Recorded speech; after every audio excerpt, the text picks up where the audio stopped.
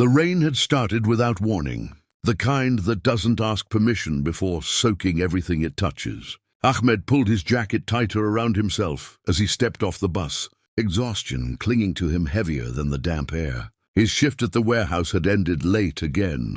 Ever since his wife passed away 3 years ago, life had become a long series of responsibilities stitched together by fatigue. Being a single father to 6-year-old Ayan meant there were no days off from worry. Every extra hour worked was another step toward keeping their small apartment warm, fed and safe. As he walked past the dimly lit bus stop, something unusual caught his eye. A figure, sitting unnaturally still on the bench, unmoving despite the rain pouring down like judgment from the sky.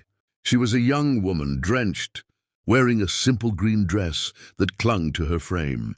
Her posture was rigid, her head slightly tilted, as if listening for something that never came. A white cane rested against her leg, and a black cloth was tied gently over her eyes. Ahmed slowed his steps. People passed by her without hesitation, umbrellas raised, eyes forward, each one too busy, surviving their own lives to notice another human being abandoned in plain sight. Ahmed felt a familiar ache in his chest, the same ache he felt when Ayan asked questions he didn't know how to answer. Questions like, why didn't Mama come back? He stood there longer than he intended, watching the rain drip from the edge of the bus stop roof, listening to the distant sounds of traffic and thunder. The girl's hands were trembling, whether from cold or fear he couldn't tell. Something inside him shifted. He thought of his daughter, small and helpless, and imagined her alone in a place like this. That was enough. He stepped closer. Miss, he said softly, unsure if she could hear him. She flinched slightly, tightening her grip on the cane. Her lips parted, but no words came out. Ahmed crouched in front of her, keeping a respectful distance. Are you all right? Do you need help? There was a long pause. Rain filled the silence. Then she spoke, her voice barely louder than a whisper. They said they'd come back. Ahmed felt his stomach drop. Who did? My uncle, she replied. He said he just needed to get something from the shop across the road. He told me to wait here. Her fingers clenched the fabric of her dress. That was hours ago. Ahmed glanced at the road. Shops were closing. Streetlights flickered on. The night was settling in fast. Do you have a phone? He asked gently. She shook her head. He took it. Said it would be safer with him. Ahmed swallowed hard. He'd heard stories like this before. Families who grew tired of being responsible. People who treated vulnerability as a burden instead of a duty. What's your name? He asked. Zara, she replied. I'm Ahmed, he said. I'm a father. I wouldn't leave my child alone like this. I promise you're not invisible. Tears welled up beneath the blindfold, slipping down her cheeks and mixing with the rain. I kept telling myself he'd come back, she said.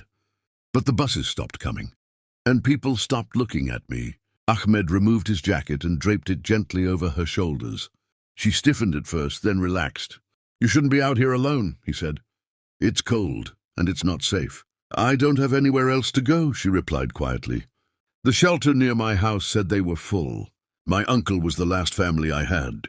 The word had echoed in Ahmed's mind. He thought of the nights he stayed awake, wondering how long he could keep everything together for Ayan, how close he always felt to losing control. And yet, here was someone who had already fallen through every crack. Come with me, he said suddenly. Zara turned her head toward him. Where? Somewhere warm, somewhere safe, at least for tonight. She hesitated. I don't want to be a burden. Ahmed felt something snap inside him, not anger but recognition. You're not a burden, he said firmly. You're a person, and right now you need help. That's all. The bus stop lights flickered again. Ahmed helped her to her feet, guiding her slowly. She trusted him without seeing his face. And that trust weighed heavier than anything he had carried all day. As they walked away from the bus stop, rain washing away the footprints behind them, Ahmed had no idea that this simple act of kindness was about to unravel a truth that would shake his life to its core.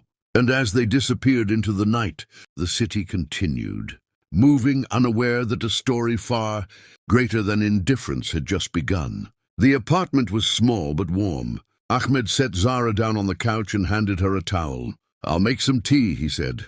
"My son will be asleep by now." "A son?" Zara asked, surprised. "Yes," Ahmed replied. "His name is Ayan." Her hands paused mid-motion. "Ayan," she repeated softly as if tasting the name. Ahmed didn't notice the change in her voice. He busied himself in the kitchen, his mind racing with questions. Was he doing the right thing? What if she was dangerous? What if this brought trouble? But every doubt was drowned out by the memory of her sitting alone in the rain, waiting for someone who never intended to return. When he returned with tea, Zara was sitting upright, her posture tense again. "Ahmed," she said, "can I ask you something personal?" He nodded. "Of course. How old is your son?" "6, he replied. "Why?" Her breathing quickened. "When was he born?" Ahmed frowned. "June 12th. The cup slipped from Zara's hand, crashing onto the floor. Tea spilled everywhere. Ahmed rushed forward. "Are you okay?" She began to tremble violently. Tears streamed freely now. "I need you to listen to me," she said. "And please, don't interrupt."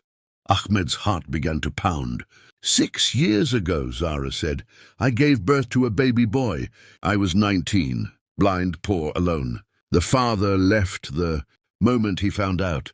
My family disowned me. I couldn't even see my son's face when he was born. I was told he'd be better off without me. They said a blind mother would ruin his life." Ahmed felt dizzy. "They took him away," she continued. "They told me he'd be adopted by a good family. They said it was mercy. I never even got to hold him." The room felt too small, too quiet. "What was his name?" Ahmed asked, his voice barely holding together. Zara swallowed. "I named him Ayan." The world stopped. Ahmed staggered back, gripping the wall for support. His mind screamed for logic, for coincidence, for anything else. "That's not possible," he whispered. She reached into her bag and pulled out a worn hospital bracelet. "I memorized the date, the name, the weight, everything, because it was all I was allowed to keep." Ahmed collapsed into the chair. His son, his Ayan, the child he rocked to sleep every night. The boy who asked about his mother. The boy who unknowingly carried another woman's pain in his blood. Tears streamed down Ahmed's face. "I adopted him," he said. "They told me his mother didn't want him." Zara let out a broken sob. "They lied." The truth crashed down between them like thunder.